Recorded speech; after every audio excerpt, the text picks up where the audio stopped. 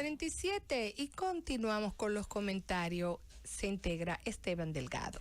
Gracias, Susana. Saludos al equipo aquí, encabezado con nuestra coordinadora Susana Gotró, Abel Guzmán Ten, el ingeniero Héctor Rodríguez Pimentel, el equipo técnico que nos acompaña en cabina, los amables oyentes de la Z101, el gobierno de la tarde. El gobierno del presidente Luis Abinader se ha caracterizado por hacer esfuerzos en procurar la solución de determinados problemas que han estado afectando a la República Dominicana, algunos que son estructurales y que pueden y que no se pueden resolver de la noche a la mañana, otros que sobre los cuales no se ha buscado solución en el pasado y sobre los que el presidente Luis Abinader pues procura de sintonizar con la voluntad de la población o de la mayoría de la población o de los que hacen opinión pública a través de redes sociales, ese tipo de cosas, pues ha hecho anuncios de soluciones que sin embargo no se han producido. Y hago esa referencia porque si bien hay que reconocer que el COVID y la crisis económica que heredó el presidente Luis Abinader le han impedido desarrollar de manera efectiva su gestión gubernamental como la planificó en su programa de gobierno, puesto que el COVID pues cambió, obligó a cambiar todo lo que se tenía planeado, pero de todas formas la población siempre llega un momento en que comienza a reclamarle al gobierno, independientemente de que el gobierno sea o no el culpable de situaciones que se pudieran estar dando. Por ejemplo, tenemos una coyuntura por el COVID que no es culpa del gobierno, pero ¿qué hacen los hijos pequeños? Bueno, les reclaman a su papá y a su mamá, le piden a su papá, mira, yo tengo hambre, yo quiero comer. Si no hay para comer, el papá se siente hasta cierto punto frustrado, se siente apenado, pero sabe que aunque él no sea el culpable, a él es que le van a reclamar. Eso pasa con la población con relación a sus gobernantes. Le reclaman a sus gobernantes independientemente de que el gobernante sea o no el culpable de la situación que se esté viviendo. Ya el gobierno actual lleva un año, que hoy estamos a 3 de agosto, asumió el 16 de agosto, quiere decir que ya lleva 11 meses y medio de gobierno, su primer año de gobierno de un total de 4 años. Y el presidente Luis Abinader, desde que asumió la presidencia, no voy a tomar en cuenta los anuncios que hacía cuando estaba en campaña, porque en campaña se hacen una serie de promesas y de anuncios que siempre se quedan, son asuntos de campaña, pero ya cuando usted llega a la presidencia, o ya cuando usted es electo, las decisiones o los anuncios que usted haga son anuncios sobre los cuales la gente sí espera que se realicen. Porque ya no es una promesa de campaña, sino un anuncio del presidente electo o del presidente en funciones. En este caso, las dos cosas. El presidente Luis Abinader, a su llegada al poder, anunció el cierre de una serie de instituciones del Estado. Algunos cierres de eso los anunció no porque lo tuviera en su programa de gobierno, sino porque en ese momento salió en las redes sociales la gente reclamando situaciones de escándalo, de corrupción o de posible escándalo de corrupción en determinadas instituciones. Esa institución hay que cerrarla. Que recuerdo que aquí mismo yo comentaba y decía, la solución a los problemas de determinadas instituciones cuando se producen escándalos de corrupción no es anunciar cierre, la solución es hacer el saneamiento correspondiente, porque si no entonces tendríamos que cerrar el país entero. ¿Y qué ha pasado? Bueno, ha pasado, señores, que de hace un año para acá, ninguna de las entidades del Estado que se anunció que iban a ser disueltas o cerradas, se han cerrado ni se han disuelto. Siguen operando de manera normal. Algunas incluso con mayor cantidad de empleados de la que tenían antes de la llegada del Partido Revolucionario Moderno al poder. ¿Por qué? Porque la realidad entonces te obliga a ver las cosas de una manera diferente.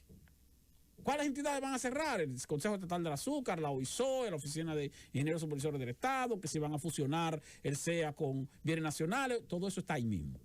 Ahora se ha anunciado la creación de un ministerio, el Ministerio de la Vivienda, en procura de unificar todas esas entidades. Pero lo que van a hacer es eso, señores, unificarlas, pero no desaparecerlas. Al final vamos a tener la misma burocracia y quizás mayor. El presidente Luis Abinader anunció la revisión del contrato oneroso leonino perjudicial para el Estado de la carretera, de la operación de la carretera Santo Domingo-Samaná, la autopista Juan Pablo II, sobre la cual tenemos que pagar peajes carísimos los usuarios, y el Estado tiene que pagar casi 3.000 millones de pesos anuales en peajes sombra.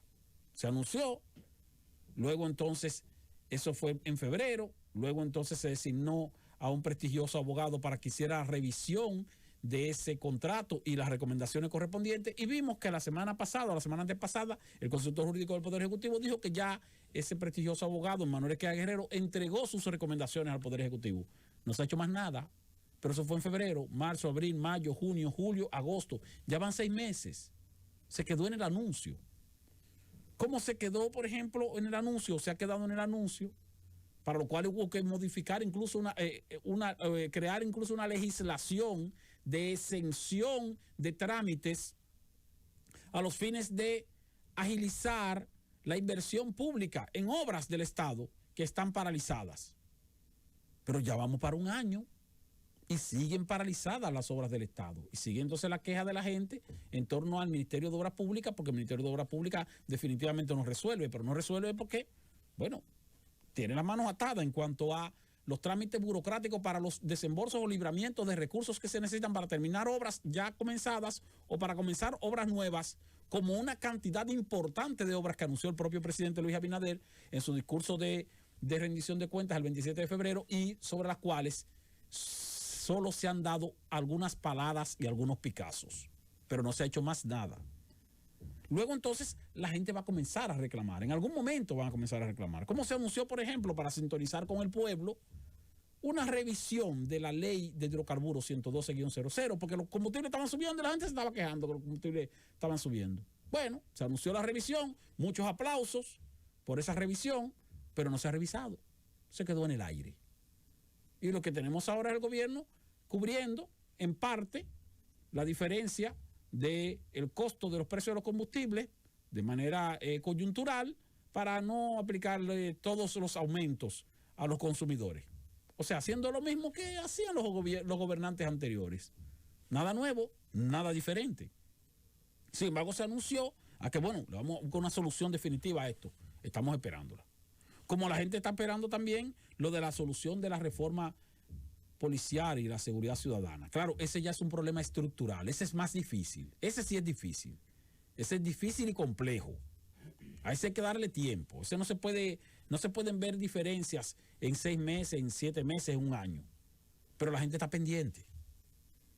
En materia económica, por ejemplo, muy bien, ya no hay robo en el Estado, no hay corrupción en el Estado, no hay desfalco en el Estado.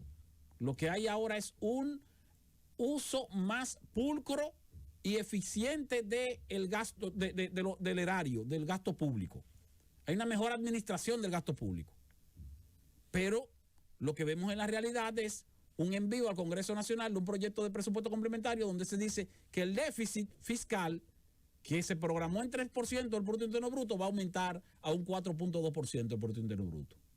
Lo que vemos es un presupuesto complementario donde se le está diciendo al país, mira, mi estimación de gastos va a aumentar, voy a tener que gastar 85.000 millones de pesos más de lo que yo iba a gastar, sin que se vea, por lo menos en materia de obras públicas, en cuanto a lo que tiene que ver con obras de infraestructura, ningún tipo de justificación de ese aumento del gasto. Es para cubrir las vacunas, para cubrir los costos del COVID, bien, muy bien, pero la gente observa eso y luego no siente que ha habido una mejoría. Como ocurre, por ejemplo, con lo de la tarjeta Solidaridad, que se transformó en la tarjeta Supérate. Bien, importante. Pero la realidad, lo que siente la gente es que tenían una asistencia de seguridad social que había sido aumentada a 5.000 pesos coyunturalmente, pero fue aumentada a 5.000 pesos y ahora fue bajada a 1.650. Usted dirá, bueno, pero como quiera eso es el doble de lo que había antes de la pandemia. Es cierto que es el doble, pero eso no es lo que siente la población. Porque la población tiene el problema con la clase pobre, que cuando usted le da algo, luego usted no se lo puede quitar, porque si usted se lo quita, entonces lo que va a sentir es que no, usted me está quitando lo que yo tenía.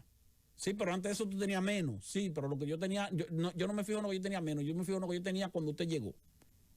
Y entonces tú vas a tener reclamo de la población por eso. Como ocurre con los precios de los artículos de primera necesidad, de la canasta básica. Han aumentado. Eso no es culpa del gobierno, pero es al gobierno al que se le reclama eso, o al que se le va a reclamar, o al que se le está reclamando, porque poco a poco la gente se va sintiendo inconforme. Y esas situaciones son las que vemos venir, las que vemos venir. Ojalá que podamos ver algún tipo de resultado tangible de todas las cosas que se han venido anunciando en este primer año de gestión gubernamental. Porque, repito, la población comienza a observar y comienza a reclamar. Yo siempre pongo de ejemplo el caso del sector eléctrico, que la gente, nosotros somos unos expertos explicando por qué razón es la crisis eléctrica. Pero al final la población lo que te dice, sí, pero ¿cuándo va a haber luz? ¿Cuándo van a reducirse los apagones? Eso pasa también con los precios de los productos de primera necesidad. Están aumentando. Podemos explicar 1000 veces por qué están aumentando. Pero al final la población le dice, sí, pero ¿cuándo van a bajar? Y al final no van a bajar nunca. Lo que tenemos entonces es la necesidad de un aumento salarial.